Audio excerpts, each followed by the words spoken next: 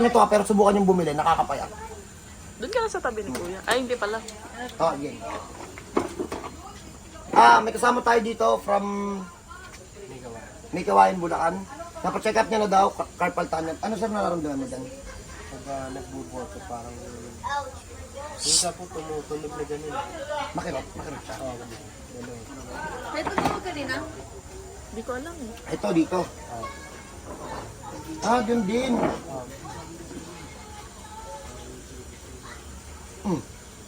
Ba yan? Tanggal na. Kailangan papamahal pa ako. Bakit gusto mo opera? Hindi po sa in therapy po. Magkano daw? Hindi mo po sinanaw. Wala, pasok! Yung tumutunog yan, normal yan ha. Kasi medyo umiidad tayo.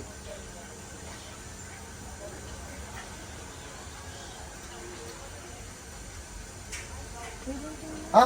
Pagpahingayin lang natin, tapos babuhatin natin ang ganun. Okay. So, game na. Nagpahinga na namin ng konti.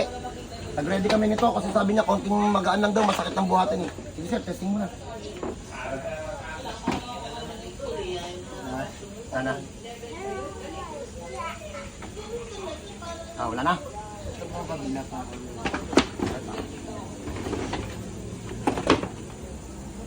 Meron pa. Ayun.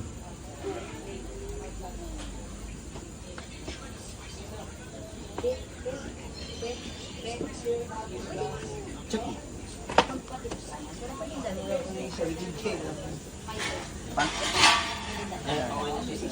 Oh! Game na! Pag may ganito kayong case, hindi yan inooperahan. Isa yan sa pinakamadaling ibalik. Kahit nakapikit, kaya-kaya yung tanggalin. So, kung may ganyan kayo, carpal tunnel, tapos gusto operahan ng mga nakausap nyo, nandito po ako nag-o-offer ng... Naku po, bahala kayo. Basta madali lang yan. Carpal tunnel ba yan? Confirm yan, mami. Paano yan? Napa-check up niya.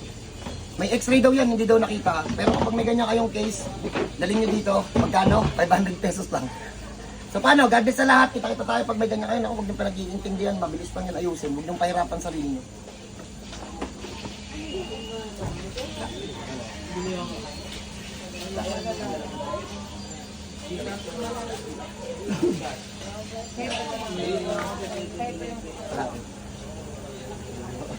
Bye! God bless po.